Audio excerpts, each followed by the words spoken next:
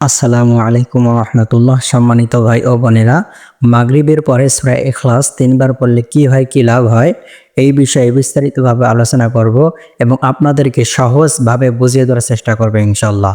তো আপনারা যারা এই চ্যানেলে নতুন আসছেন তারা অবশ্যই সাবস্ক্রাইব করে পাশে থাকবেন, যাতে করে নতুন নতুন ভিডিওগুলো সবার আগে পেয়ে যান।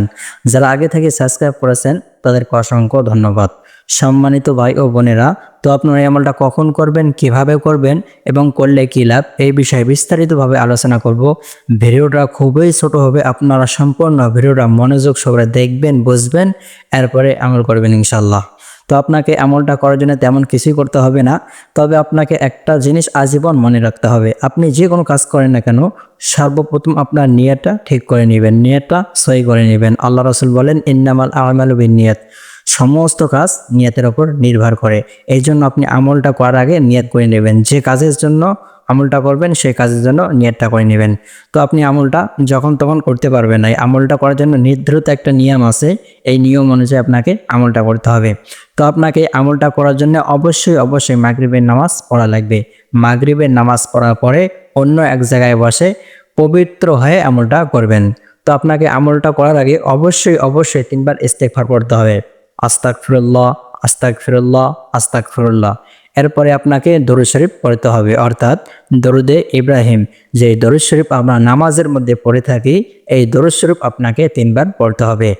আল্লাহুম্মা সাল্লি আলা মুহাম্মাদ ওয়া আলা আলি মুহাম্মাদ কামা সাল্লাইতা আলা ইব্রাহিম ওয়া আলা আলি ইব্রাহিম ইন্নাকা হামিদুম মাজিদ। আল্লাহুম্মা বারিক আলা মুহাম্মাদ ওয়া আলা আলি মুহাম্মাদ কামা বারাকতা আলা ইব্রাহিম ওয়া আলা আলি ইব্রাহিম ইন্নাকা হামিদুম মাজিদ। এভাবে আপনাকে ৩ বার এই দরুদ শরীফ পড়তে হবে।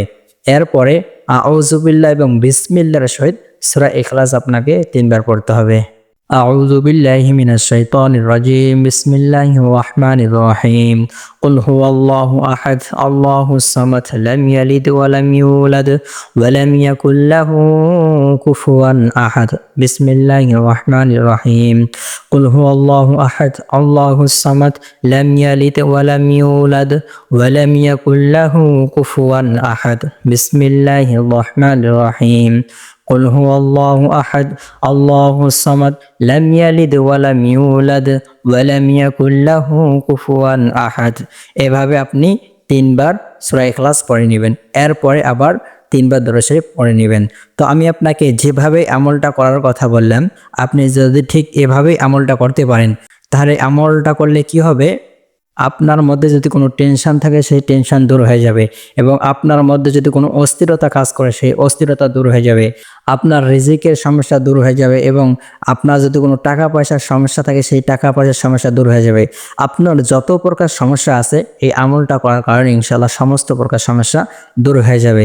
এবং আপনি যদি কোনো অসুস্থ অবস্থায় থাকেন, এই আমলটা করার কারণে আপনি সুস্থ হয়ে যাবেন। তো আপনি যদি এই আমলটা করতে চান তাহলে অবশ্যই আমাকে কমেন্ট করে জানাবেন। আমি আপনার জন্য বিশেষভাবে দোয়া করব, আল্লাহ রাব্বুল আলামিন যেন আপনার মনের সকল আশাকে পুরা করে দেয়। তো আজকের ভিডিও এই পর্যন্ত। আপনারা সকলে ভালো থাকবেন, সুস্থ থাকবেন। দেখা হবে অন্য কোনো ভিডিওতে। আল্লাহ হাফেজ।